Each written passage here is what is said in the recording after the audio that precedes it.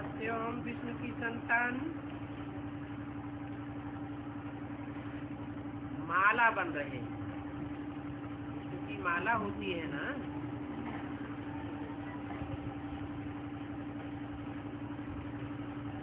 तुम रुद्रमाला के भी मणके हो, क्योंकि जानते हो रुद्रमाला के मणके ही विजयमाला में बाद में शुरू हो जाते हैं। बाप कहते हैं रुद्रमाला के मणके तो हो, लेकिन विकार में जाना महापाप है।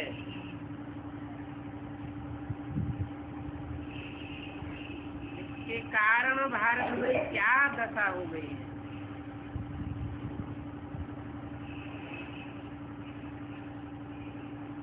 ये साधु संत आदि सभी भक्त मार्ग में,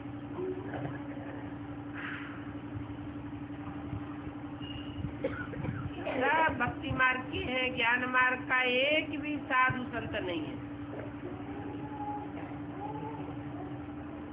ज्ञान तो एक बाप कोई है।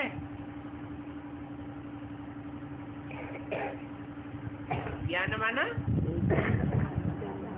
जानकारी, समझ है। बुद्धिमानों की बुद्धि को कहा जाता है।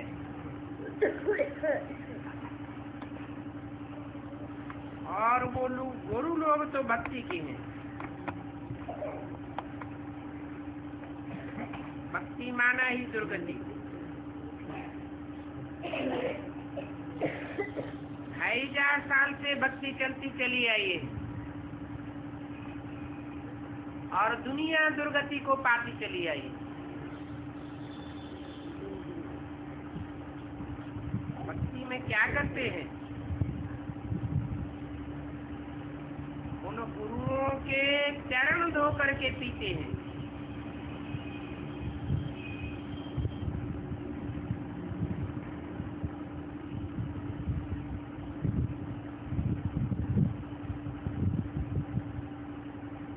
ये रीति रस्म कहाँ से पड़ती है? संगम युग से सारी रीति रस्म रिवाज है। जो ब्राह्मणों की दुनिया के गुरु हैं, जो पक्के देवी देवता सनातन धर्म के नहीं हैं, उनके द्वारा ये परंपराएं पड़ती हैं।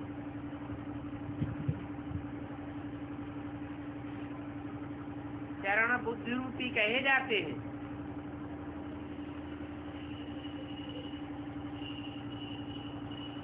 इन साधु संत महात्माओं को भी भ्रष्टाचारी तो कहेंगे ना। कौन सा आचरण करते हैं जो भ्रष्टाचारी कहे जाते हैं? वो भी भ्रष्ट इंद्रियों का आचरण करते हैं।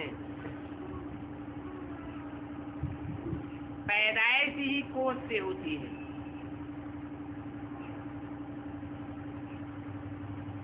उनको इस बात का पता ही नहीं है कि हम भ्रष्टाचारी हैं। हमारी पैदाइश भ्रष्ट इंद्रियों के आचरण से हुई है। अगर वो ये बात समझें कि देवताएं कैसे श्रेष्ठाचारी हैं, तेज इंद्रियों का आचरण करके संतान पैदा करते हैं और हम भ्रष्ट इंद्रियों से पैदाइश होती है और भ्रष्ट इंद्रियों से आचरण करने के कारण भ्रष्टाचारी है। अगर ये बात समझ जाए तो रिवॉल्यूशन हो जाए, क्रांति हो जाए। अभी तो इन गुरुओं की बड़ी राजाई है।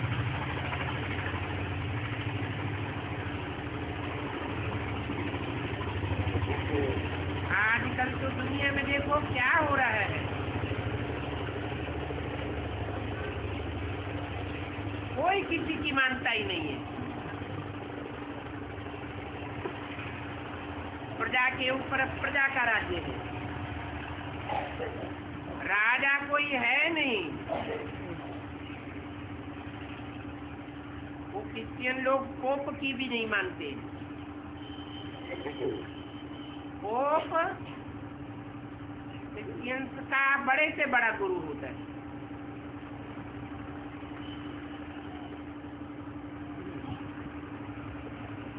सब देशों में प्रजातंत्र राज्य है। प्रजातंत्र राज्य का जो मुखिया प्राइम मिनिस्टर का भी नहीं मानते।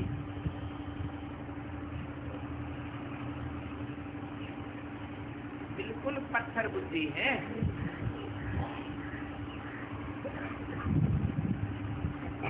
और खुद पत्थर बुद्धि होने के कारण भगवान को भी पत्थर ठेकर में ठोक दिए।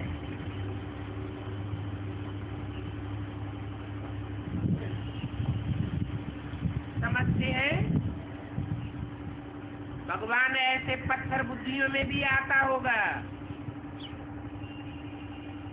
थोड़ी सी माया की ठोकर लगे, ऐसे ठिक्कर बुद्धि जो ज्ञान में से रक्त से टूट पड़ते हैं, ऐसे ठुक्कर बुद्धियों में भी परमात्मा पाप आता है। अरे इतना ऊंच से ऊंच बाप है तो ऊंच से ऊंच निश्चय बुद्धि में प्रवेश करेगा या घड़ी घड़ी जिनको अनिश्चय बुद्धि होता रहता है, अविश्वास पैदा होता रहता है, उनमें प्रवेश करेगा?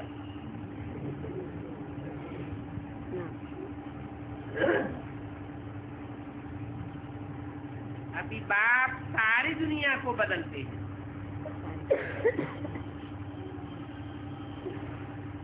पत्थर बुद्धियों को पारस बनाते हैं।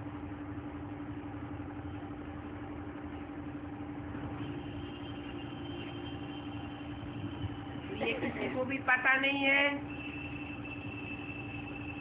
कि कलयुग से सतयुग कौन बनाते हैं।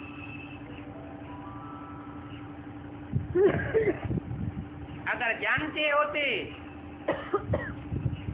तो हर युग में भगवान को नहीं ठोक देते।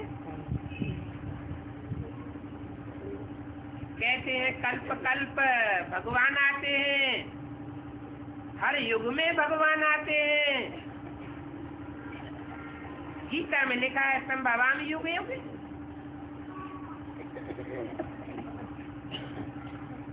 तो 4 युगों में 4 अवतार होने चाहिए। अरे 24 अवतार कहाँ से ठोक दिए?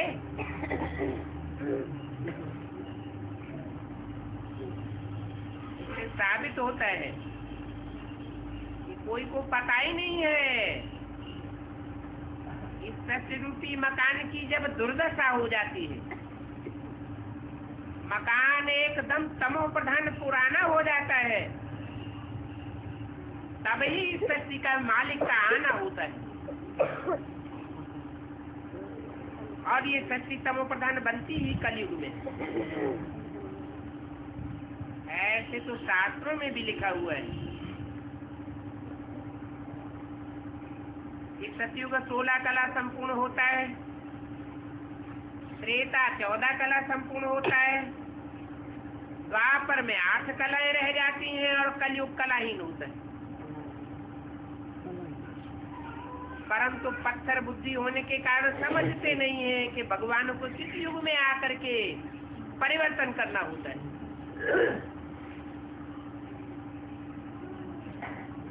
अभी तुम बच्चे तो समझते हो कि भगवान कलयुग में आकर के ही सतयुग बनाते हैं। ये कलयुग है, कलह कलेश का युग, झूठ खंड है ना। झूठ खंड को सत्य खंड कौन बनाते हैं? झूठा स्थायी रहता है या सच्चा स्थायी रहता है? सच्चा स्थायी रहता है, इसलिए सत्य खंड भारत में ही होता है। भारत ही अविनाशी खंड है।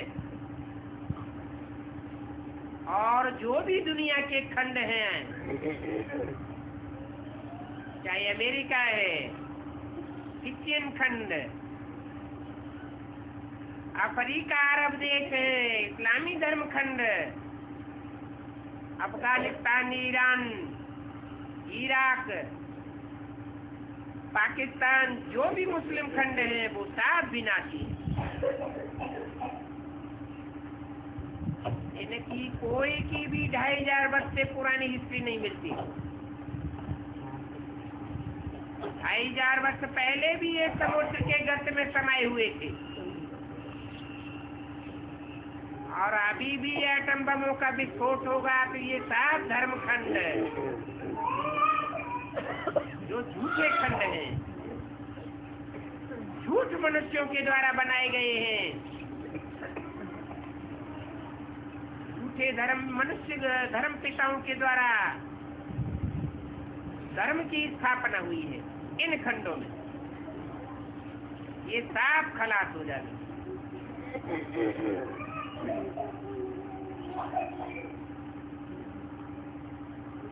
मनुष्यों ने गीता में लिख भी दिया है,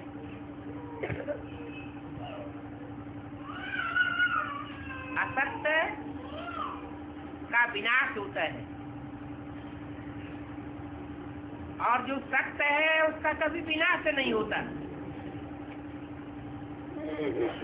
धड़ाके से बोलते हैं, ना सते विद्यते भावो,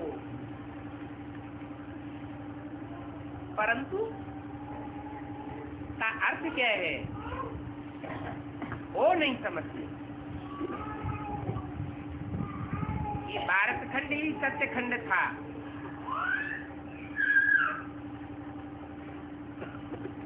और 100% सत्य खंड, तो भारत खंड 100% झूठ खंड बनते ही भगवान बाप इसको परिवर्तन करने के लिए आ जाते हैं।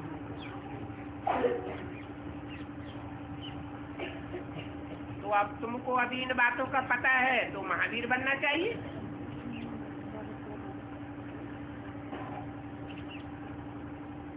क्योंकि तुम पक्के भारतवासी हो।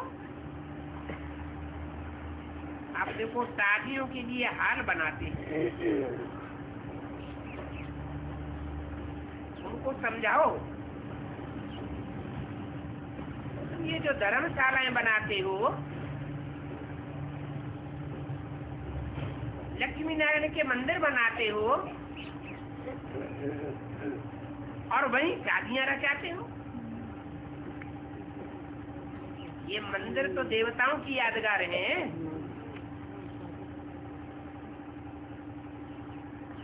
इन देवताओं की जो पूजा होती है, पूजा पवित्र की जाती है। जो आजकल के अपवित्र नेताएं हैं उनकी भी मूर्तियां बनती हैं, परंतु उनकी पूजा नहीं होती है। क्यों नहीं होती है?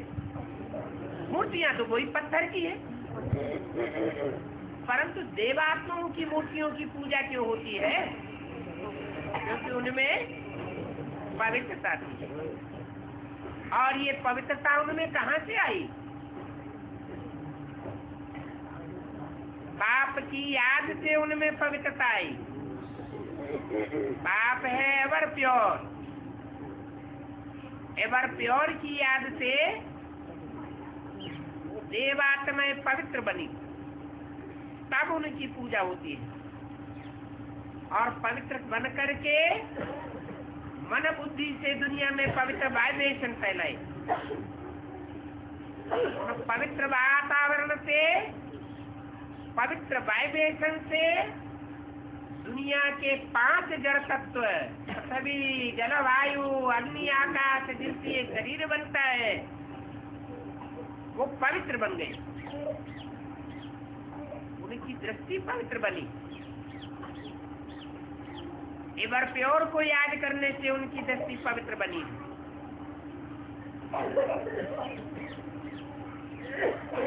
वो याद करते हैं, बुद्धि में, मन में उनकी याद जरूर आती है। आंखों से जिसको देखते हैं कि याद जरूर आती है।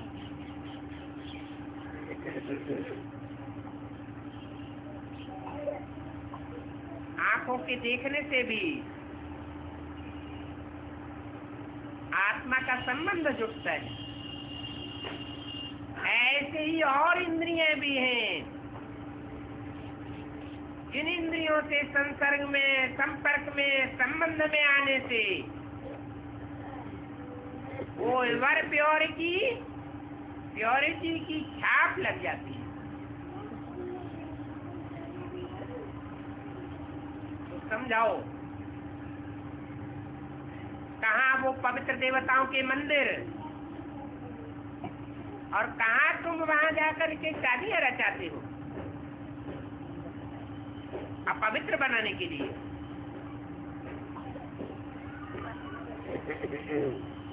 अपवित्र दुनिया रावण की दुनिया है, और पवित्र दुनिया देवताओं की दुनिया है।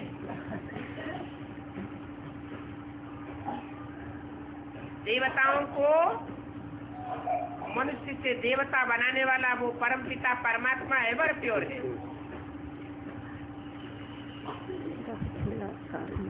तो ये देखो कैसा कंट्रास्ट। एक तरफ मंदिर में पूजा करते हैं और दूसरी तरफ वही शादियां रचाते हैं अपवित्र बनाने के लिए। बाप कहते हैं अभी ये कोष घर बंद करो,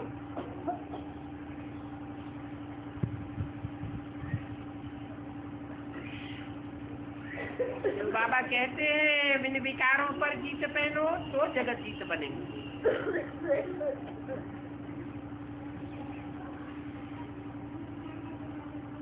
अगर विकारी बने रहे तो जगत जीत बन नहीं सकते। जगत जीत बनेंगे नहीं तो बाप के प्यारे बच्चे कैसे कहे जाएंगे। जगत जीत बनना बड़ी मंजिल है। जो बाप को याद ही नहीं करते हैं तो फिर मुझते रहते हैं।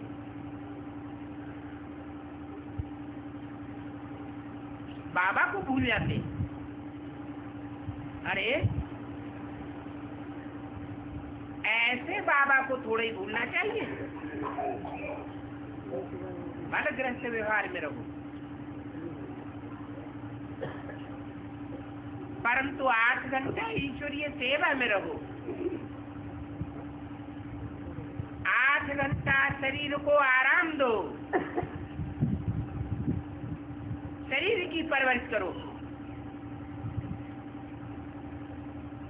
और 8 घंटा जो दुनियावी धंधे हैं बाल बच्चों की परवरिश के लिए उसमें लगाओ। ये भी नहीं कहते हैं कि लौकिक दुनियादारी धंधा धोरी छोड़ दो और गृहस्थ व्यवहार को छोड़ दो।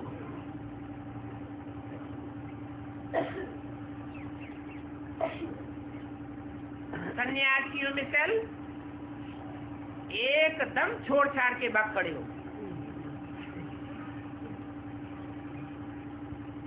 बाप तो कहते हैं धीरे धीरे कदम बढ़ाओ।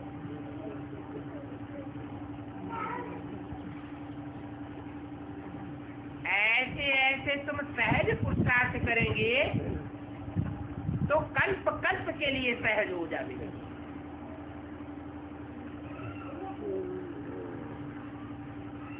नहीं तो तुम विख के लिए मार खाते रहेंगे।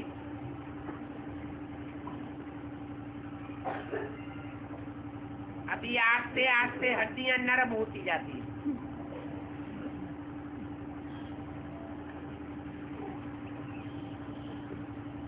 तुम शिव शक्तियों की महिमा बढ़ती जाएगी।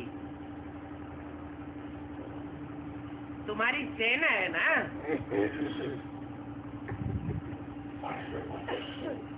शिव शक्तियों की बहुत बड़ी सेना हो जाएगी।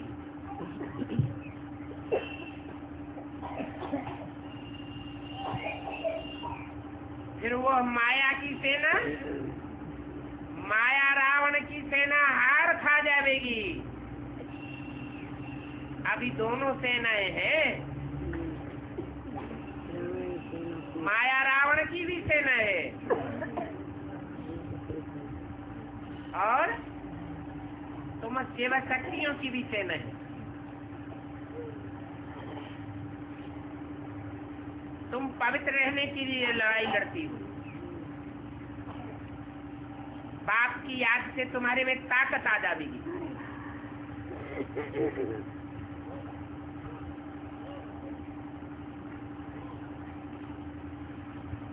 ये ताकत आ जाएगी। जो भी माया रावण की सेना के दुर्योधन दुशासन हैं, उनसे मुकाबला करने की ताकत आ जाएगी। बाप को कहते ही है सर्वशक्तिवान।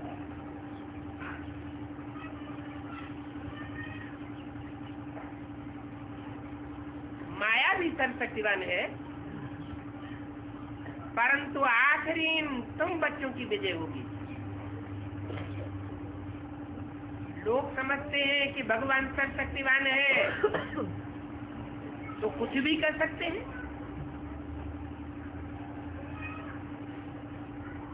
मरी मक्खी को जिंदा कर सकते हैं। अरे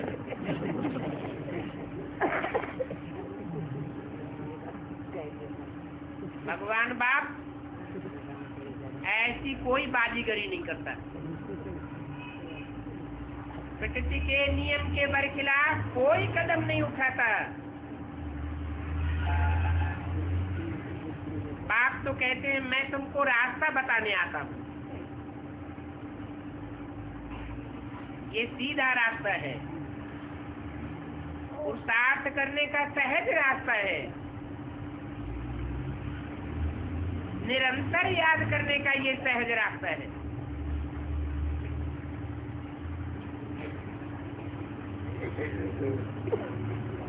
शॉर्टकट रास्ता बताता हूँ, इतना शॉर्टकट है। वो गुरु लोगों ने जो रास्ते बताए 2500 साल से बताते चले आए, मंजिल पूरी नहीं हुई, भगवान कोई को नहीं मिला। और तुम चपटी में भगवान बाप को पहचान लेते। हजारों साल ऋषियों मुनियों ने तपस्या की, न भगवान बाप को जाना और न नरक की दुनिया स्वर्ग बनी।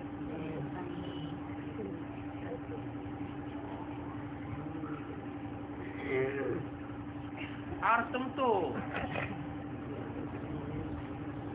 थोड़े समय में ही, ज्यादा से ज्यादा कितने समय में, 100 साल के संगम युग में गारंटी से कहते हो कि हम नरक की दुनिया को श्रीमत पर स्वर्ग बनाएंगे। बाकी मैं ऐसे थोड़ा ही कहता हूँ कि मुर्दे को जिंदा कर दूंगा। मुझे बुलाया है, मुर्दों को जिंदा करने के लिए बुलाया है। भक्ति मार्ग में कहते हैं और धर्म के लोगों की ये मान्यता है कि जो मरते जाते हैं वो कब्र दाखिल हो जाती है। जब अब कयामत का समय आवेगा तो अल्लाह मियाँ आकर के कब्र से जगावेंगे। मानो मुर्दों को जिंदा कर देंगे। ऐसी कोई बात नहीं। अभी तो ये सारी दुनिया कब्र दाखिल है। कब्र में क्या होता है? मिट्टी ही मिट्टी होती है। सारी दुनिया देह अभिमानी की मिट्टी में दबी पड़ी है। भगवान बाप आते हैं तो आकर के परिचय देते हैं, तुम देह रूपी मिट्टी नहीं हो, तुम तो चैतन्य आत्मा हो। यही मुर्दे को जिंदा करने का तरीका है। बाकी कोई मुर्दे को जिंदा करने की बात नहीं है। तुम मुझे बुलाते ही हो, भक्ति मार्ग में किस लिए बुलाते रहे? ये पतित पावन बाप आओ, हम पतितों को पावन बनाओ।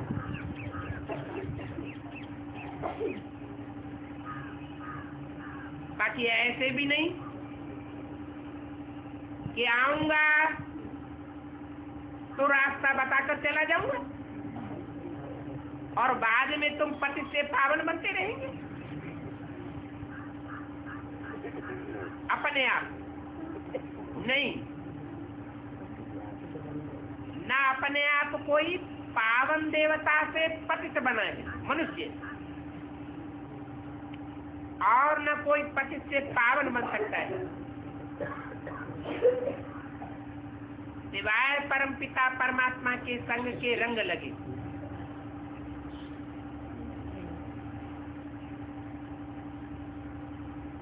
बाप आते हैं, पहले अपनी पहचान देते हैं, ज्ञान देते हैं। ज्ञान के आधार पर, पहचान के आधार पर तुम बाप को याद करते हो। जो जितना याद करते हैं उतना पवित्र बनते हैं।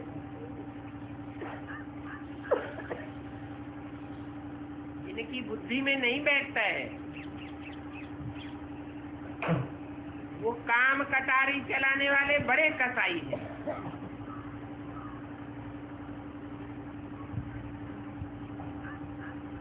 ये काम विकार बहुत दुख देने वाला है। ये बाप कहते हैं इस मुख्य विकार को जीतो, और तुम तो कल्प कल्प जीतते हो।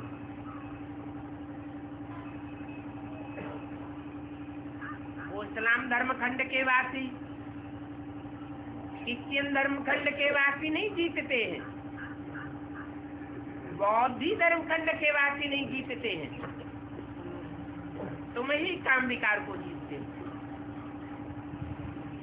तुम पक्के भारतवासी हो। तुम ही राम राज्य स्थापन करते हो।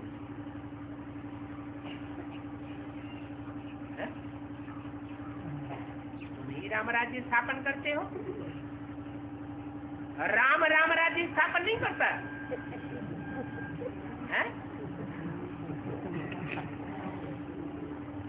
अरे राम भी अपने को राम तब समझता है जब निराकार राम उसमें प्रवेश करता है।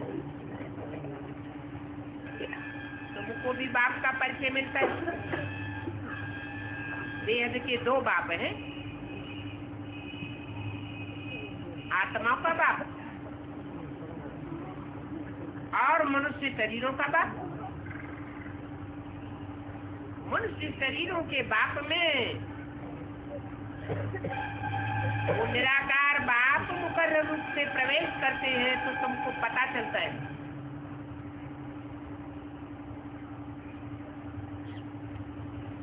ये राम बाप है और ये कृष्ण बच्चा है।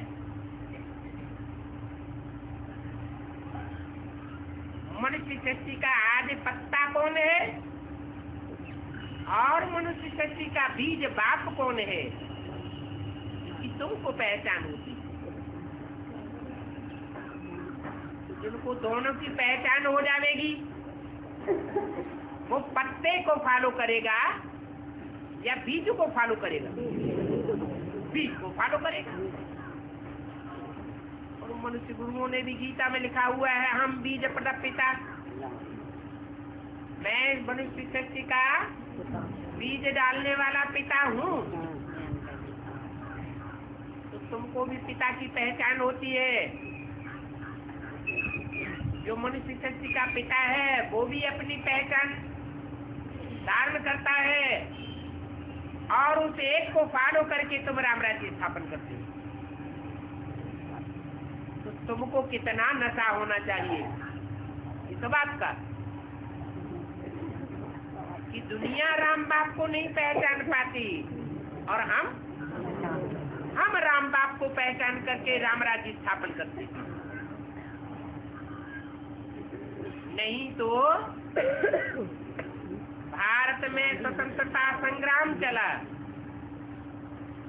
कितने वर्ष संग्राम करते रहे। गांधी जी को फॉलो किया, गांधी जी कहते थे राम राज्य लावेंगे, और ये राम राज्य के बदले क्या स्थापन हो गया? रावण राज्य स्थापन हो गया।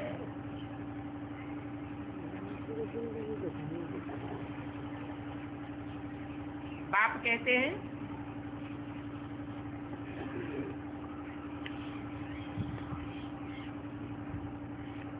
तुमको कितना नशा होना चाहिए। गाते भी हैं, संग तारे कुसंग बोरे, राम का संग तारे और रावण का संग बोरे। बोरे माना डुबोए देता है। रावण को अनेक सिर दिखाते हैं। एक को नहीं पहचाना तो अनेक गुरुओं के पीछे पड़ते हैं। एक एक रास्ता बताता है, दूसरा दूसरा रास्ता बताता है, तीसरा तीसरा रास्ता बताता है। टुंडे टुंडे मत भिन्ना हो जाती है।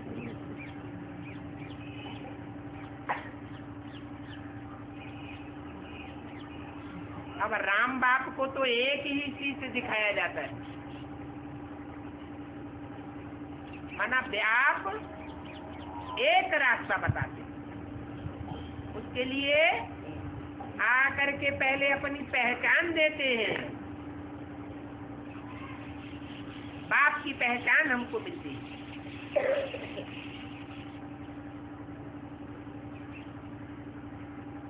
तो पता चलता है कि सत्य बाप एक ही है इस दुनिया में।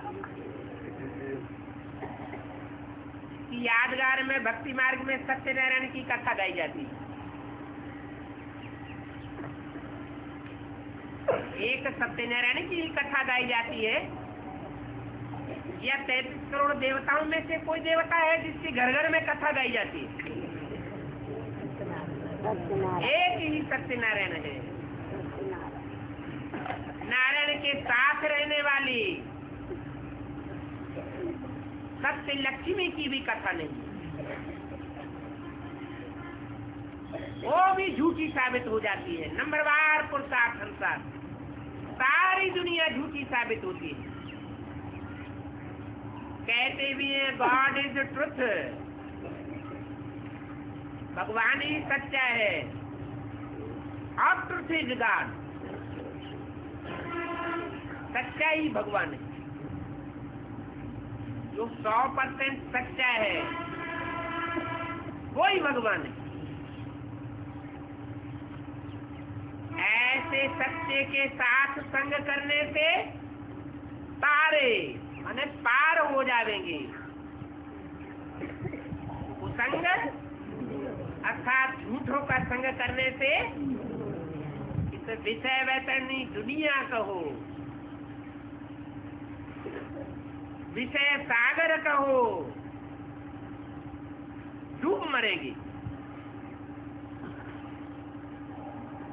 तो संग रावण का है, सत्संग राम बाप का है। राम बाप एक है और रावण अनेक सिर वाला है।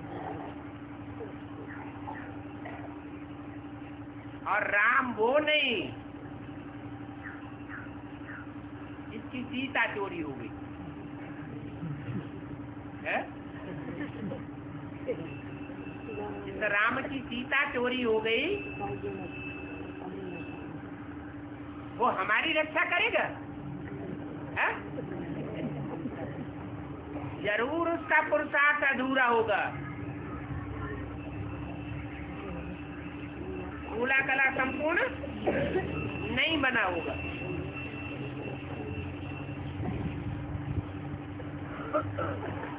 भगवान बाप आते हैं तो नर को नारायण कूला कला संपूर्ण बनाते हैं।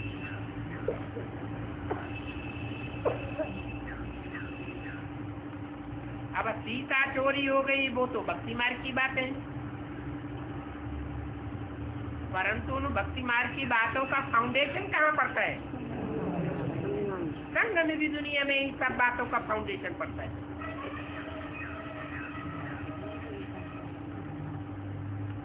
कहते हैं ज्ञान भक्ति फिर वैराग्य।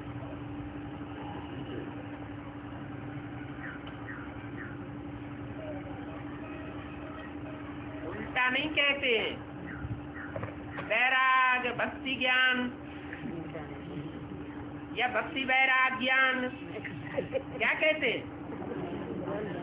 ज्ञान भक्ति वैराग। क्यों? भगवान आते हैं तो ज्ञान सुनाते हैं। जिनकी बुद्धि में ज्ञान बैठता जाता है उनको भक्ति मार्ग की बातों से वैराग आता जाता है। अगर भक्ति मार्ग की बातों से, कर्मकांडों से वैराग नहीं आता तो समझो उनकी बुद्धि में ज्ञान बैठ ही। और भक्ति से वैराग मना सारी पुरानी दुनिया से वैराग। इन आंखों से तुम जो भी देखते हो, ये आंखें विनाशी हैं या अविनाशी? विनाशी आंखों से तुम जो भी देखते हो सब का विनाश होने वाला है। जब बुद्धि में ये बात बैठ जाती है, 100 साल से पहले इस दुनिया के विनाश के सामान नहीं तैयार हुआ था। 70 साल पहले विनाश का सामान तैयार होने लगा। सबको पता चल गया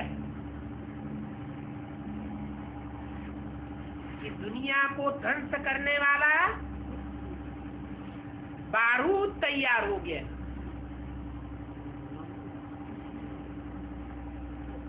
परंतु ये किसी को पता चलता है कि दुनिया का ध्वंस होने से पहले इस दुनिया का जो रचयिता बाप है वो नई दुनिया रचने के लिए आ जाता है। आज से 70 साल पहले नई दुनिया का रचयिता बाप भी इस धरती पर आया और विनाश की सामग्री भी तैयार होने लगी।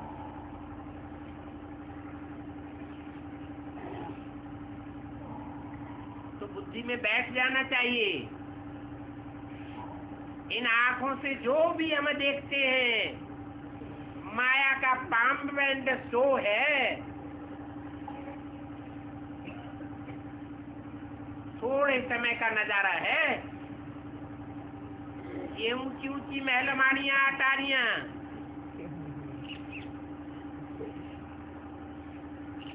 मल्टी स्टोरीज बिल्डिंग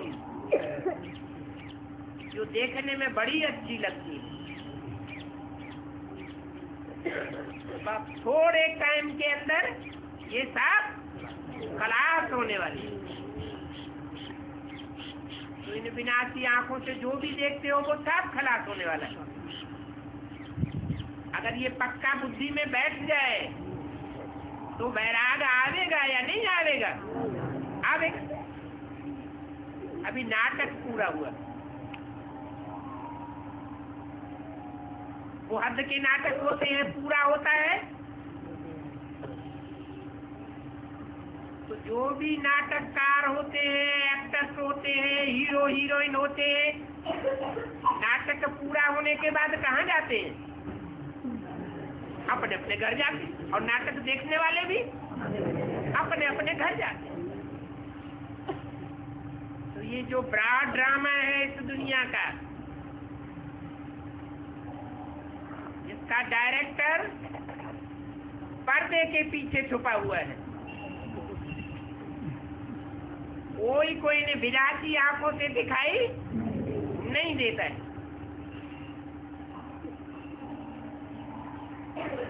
तो कोई आकर के बैठ जाए कि चलो भगवान बाप को देखे आए, तो इन आंखों से दिखाई देगा क्या? दिखाई ही नहीं देता है। वो पर्दे के पीछे रहने वाला है। तीसरे नेत्र से, ज्ञान के नेत्र से, बुद्धि रूपी नेत्र से ही उस बाप को पहचाना जाता है।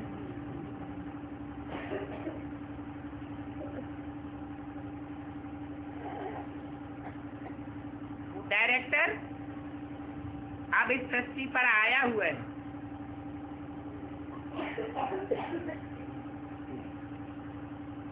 जो नंबरवार एक्टर्स हैं वो अपना पार्ट बजाएंगे, और जो भी सच रूपी रंगमंच के एक्टर्स हैं 500-700 करोड़, आगे पीछे सबको अपना अपना पार्ट बजाना है। पार्ट पूरा होगा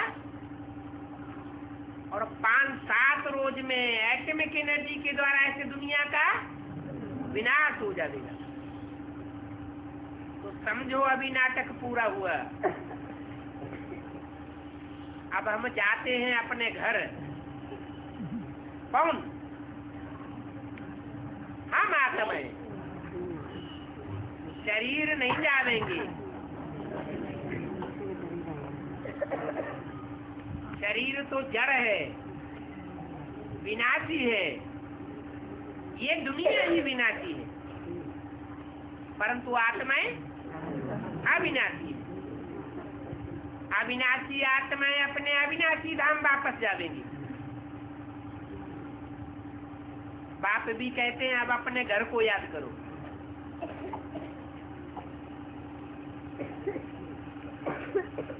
अभी ये पुराने कपड़े हो गए।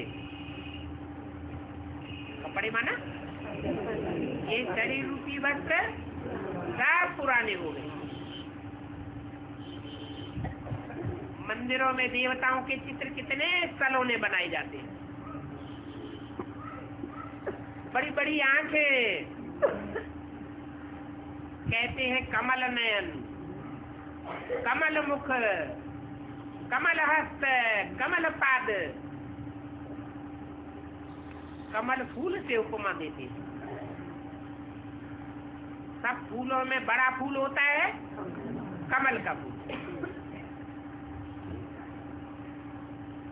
इतना शोभनीक भी होता है, किंग फ्लावर कहा जाता है। इतना सुंदर तुम्हारा चोला था,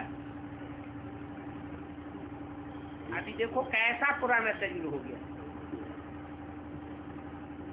कोई का पेट बड़ा, कोई की आंखें अंदर घुसी हुई।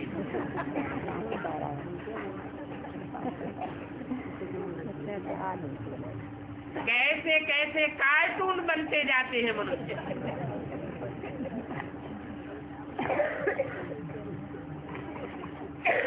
हम बच्चों को अंदर में आना चाहिए। हम ब्रह्मा कुमार कुमारियां अब अपने लिए स्वर्ग की स्थापना कर रहे हैं। काय की स्थापना कर रहे हैं? स्वर्ग की स्थापना कर रहे हैं। स्वर्ग का नाम लेने से ही मुंह में पानी आ जाना चाहिए। परंतु स्वर्ग कैसे बनता है? ये दुनिया नरक है या स्वर्ग है? नरक है। नरक की दुनिया में सब नारकीय कीड़े पतित ही होंगे या कोई पावन होगा? सब पतित।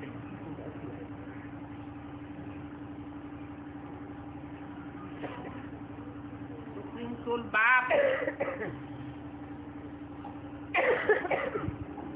इस मुकर्रर रथ में आता है, वो रथ भी पावन कहेंगे या पतित कहेंगे? हैं? पतित तन में आता हूँ, बड़े से बड़े कामी कांटे में आकर उसको बड़े से बड़ा कमल फूल बनाता हूँ।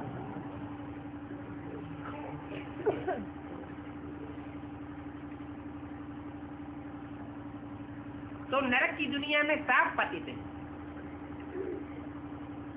अब पतितों की दुनिया पावन कैसे बनेगी?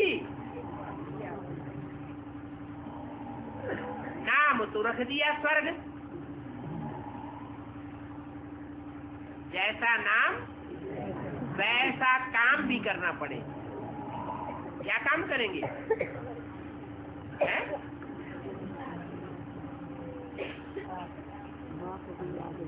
काम करेंगे। स माने आत्मा और ग माने गया। कौन सी स्थिति में गया? आत्मिक स्थिति में गया तो स्वर्ग में गया।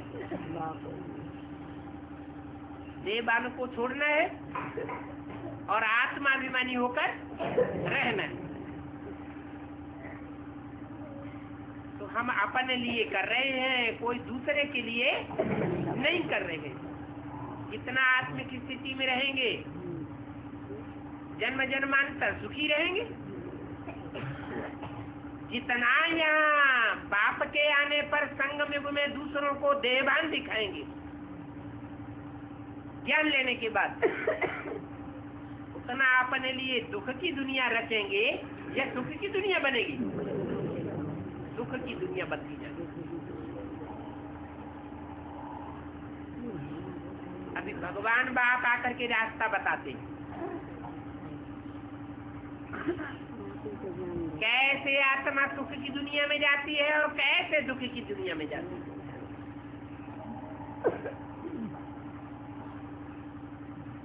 स्वर्ग की स्थापना करने के लिए कोई हिंसा की बात नहीं है। क्या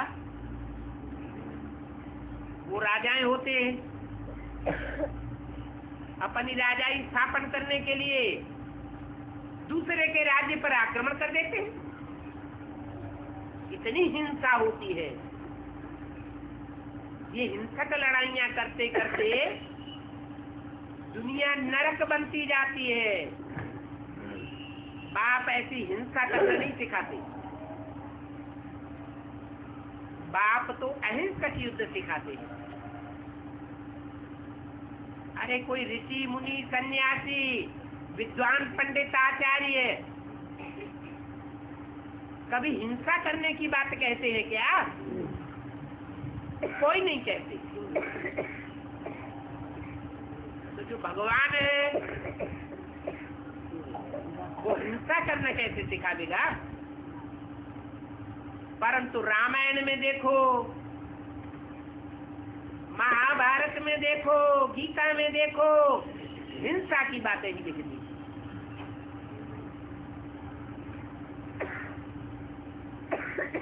भगवान को भी हिंसक बनाई दिए। कहते सबके गले काटते, परंतु गला काटने का अर्थ क्या है वो जानते ही नहीं। गला काटना माना आत्मा की जो सिर है वो अलग हो जाए और धड़ अलग हो जाए। देह अलग और आत्मा अलग। ऐसी स्टेज हमको जीते जी धारण करनी है। इतनी आत्मिक स्थिति की प्रैक्टिस पक्की हो जाए कि आत्मा अलग महसूस हो और ये 5 तत्वों का सड़ा हुआ शरीर अलग महसूस।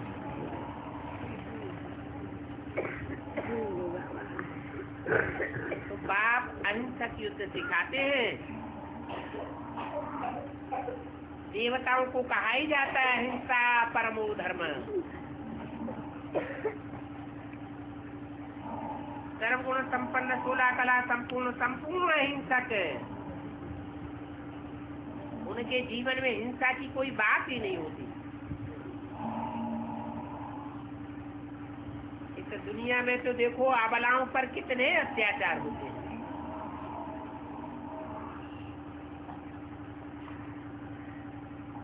इतने तो अत्याचारी होते हैं कि कसाईयों की तरह हड्डियां भी तोड़ देते हैं।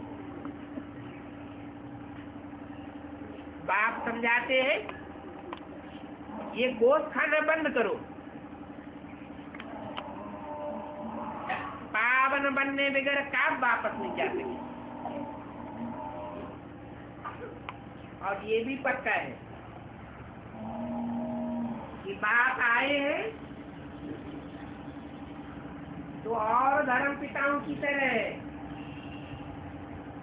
विद्वान पंडिताचार्यों की तरह, ऋषि मुनियों की तरह गाल बजा करके नहीं चले जाते हैं।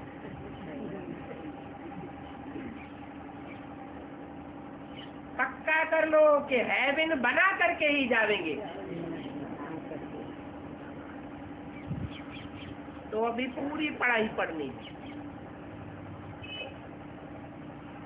ये तो पढ़ाई का फल नई दुनिया में मिलना।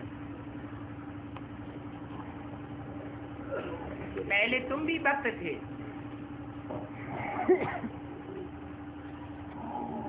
अभी एक बाप से ज्ञान लेते हो कि जानते हो एक से आता है ज्ञान और अनेकों से आता है अज्ञान अर्थात भक्ति। अगर अभी भी अनेकों से ज्ञान लेते रहे, अनेकों से सुनते रहे, तो भक्ति कहेंगे या ज्ञान कहेंगे? भक्ति से दुर्गति हो जाएगी।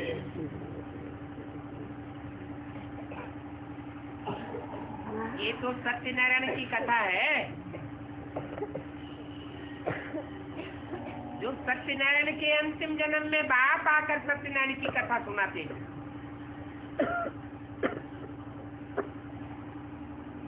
इसको तीसरी की कथा कहो, अर्थात तीसरा नेत्र खुलने की कथा कहो। तीसरा नेत्र किसको दिखाया जाता है? शंकर को तीसरा नेत्र दिखाते हैं।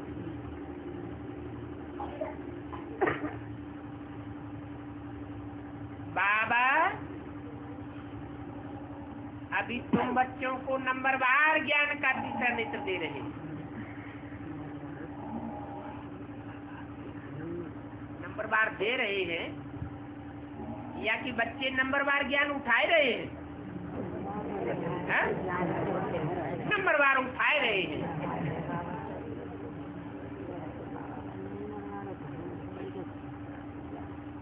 ऐसे भी नहीं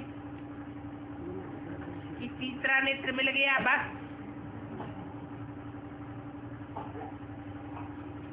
तीसरा नेत्र मिलने से कुछ नहीं होगा। साथ क्या करना है? तीसरा नेत्र लेने के साथ साथ पावन बनने का भी पुरुषार्थ करना है।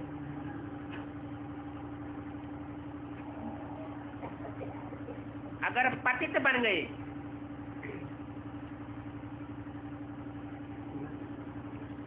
तो निशानी क्या दिखाई देगी?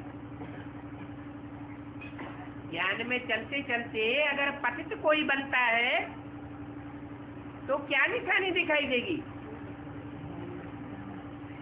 है? अगर पतित बना फिर मुख से ज्ञान निकलेगा नहीं। क्या? ज्ञान तो आकर बाप देते हैं, परंतु जो पतित बनते रहते हैं उनके मुख से ज्ञान की बात निकल नहीं सकती। ये काम महाशत्रु है।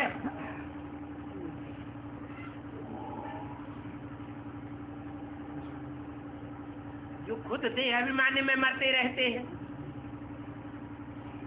वो दूसरों को कैसे सिखावेंगे कि अपन को आत्मा समझो, देह न समझो, देह को न देखो। ये भी जानते हो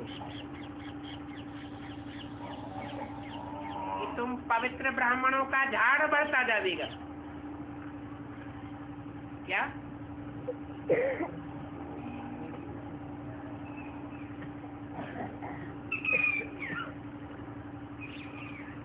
पवित्र झाड़ बनेगा की निशानी बताई। क्या? पवित्रता माने प्योरिटी। इस संगठन में प्योरिटी होगी तो यूनिटी बढ़ेगी, संख्या बढ़ती जाएगी क्योंकि प्योरिटी धारण की हुई। परंतु अगर इम्प्योरिटी आ गई तो संगठन का विनाश भी होता रहेगा। जैसे सन 76 के लिए घोषणा की 66 में कि 10 वर्ष में पुरानी दुनिया खलास होगी और नई दुनिया की स्थापना हो जाएगी। तो क्या बाहर की दुनिया के लिए बोला था? कहाँ के लिए बोला था?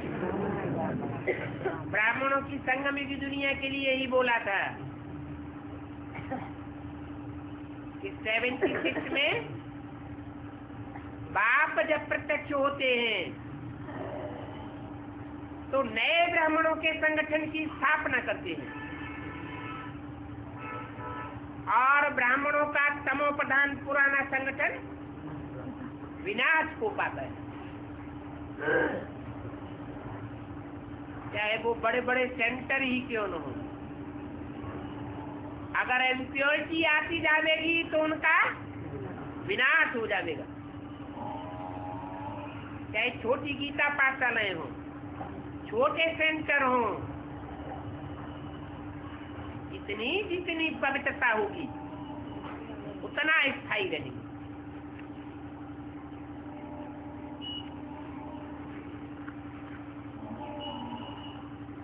बाप कहते हैं काम महाशत्रु। तुम जानते हो कि अभी तुम फूलों का सैंपलिंग लगाए रहे हो।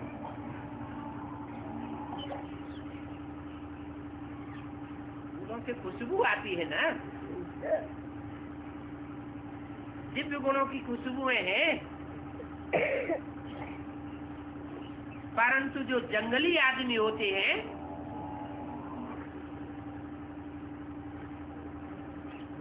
वो फिर जंगल का सैंपलिंग लगाते हैं, कांटों के जंगल बनाते रहते हैं। कैसे? यहाँ ब्राह्मणों की दुनिया में भी ऐसे हैं।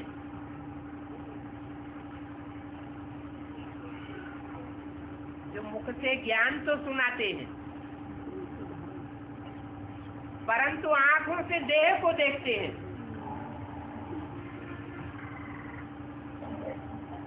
देह अभिमान के वाइब्रेशन छोड़ते हैं। तो कांटों की दुनिया बनेगी या फूलों की दुनिया बनेगी? कांटों की दुनिया बन जाएगी।